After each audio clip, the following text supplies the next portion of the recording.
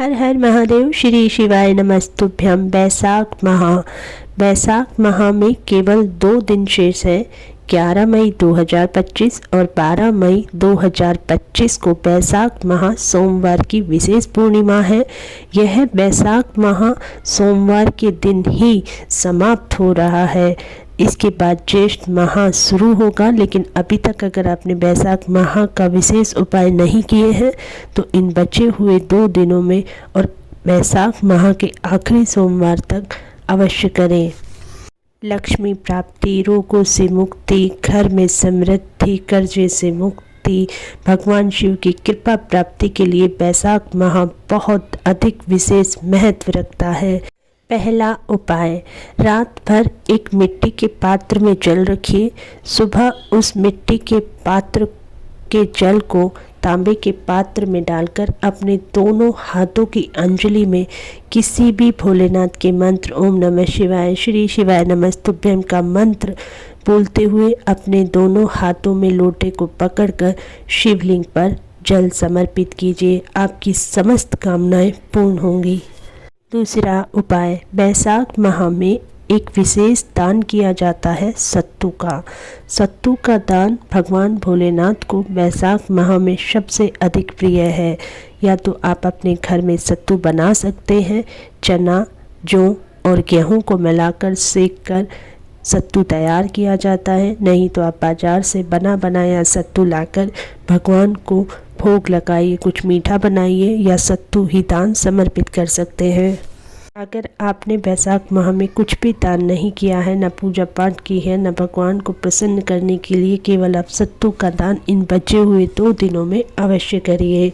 तीसरा उपाय, बैसाख माह में भगवान को एक लोटा जल समर्पित करने के बाद अगर बेलपत्र मिल जाए तो बेलपत्र, अगर इस गर्मी की वजह से आपको बेलपत्र ना मिले तो एक दुर्वा, अगर दुर्वा भी ना मिले तो भगवान भोलेनाथ को एक चावल का दाना अवश्य समर्पित करिए। चौथा उपाय, मनोकामना पूर्ति के लिए अगर आपकी कोई विशेष मनोकामना जो पूर्ण ही नहीं हो रही है, आने वाली 12 मई पूर्णिमा के दिन एक चावल का दाना लेकर शिवलिंग पर समर्पित करें। एक बेलपत्र जिसकी डंडी का मुख आपकी तरफ हो, एक लोटा जल चढ़ाकर अपनी मनोकामना बोल दे चंद्रमौली महादेव का नाम लेते हुए।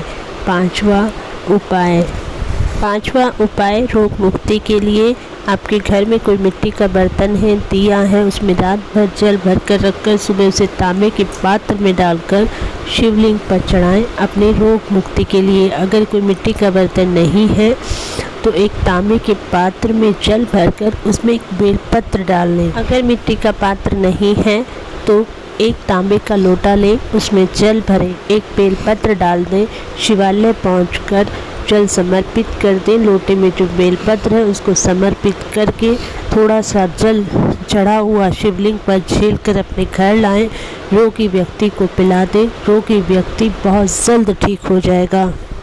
छठा और सबसे आखिरी उपाय, पितृदोष के लिए। आपके घर में पितृदोष है, आपको लगता है बार बार कार्यों में रुकावटें आ रही हैं, किसी भी कार्य को आप करने जाते हैं तो आपका मन नहीं लगता है, किसी भी नए कार्य का शुभारंभ आपके घर में नहीं हो रहा है, किसी भी बेटा बेटी की शादी आपके घर में बहुत दिनों से नहीं हो रही है, मंगल कार्य नहीं हो रहे हैं, तो अपने घर में जहाँ पर आपने पानी भरने का स्थान है उस स्थान पर एक लोटा जल भरें और एक चावल का दाना उसी पर रख दें। उस लोटे जल को लेकर अपने पूरे घर में भ्रमण करें। उसके बाद शिवालय जाएं। शिवालय जाकर जो आपके हाथ में एक चावल का दाना है शिवलिंग पर समर्पित करके जो आप एक लोटा जल लेकर गए हैं, ध्यान रहे उत्तर की तरफ आपका मुख होना चाहिए और आप दक्षिण की दिशा में खड़े होकर शिवलिंग पर जल समर्पित करें। आपके घर में कैसा भी पितृदोष होगा हमेशा हमेशा के लिए समाप्त हो जाएगा। जलाधारी से उल्टी तरफ आपको खड़ा होकर जल को समर्पित करना है। कैसा भी पितृदोष हो, कभी से भी हो, पुराने से पुराने कार्यों में आ रही रुकावटें सभी मंगल कार्य होंगे। हर हर महादेव। श्री शिवाय नमस्तुभ्यम।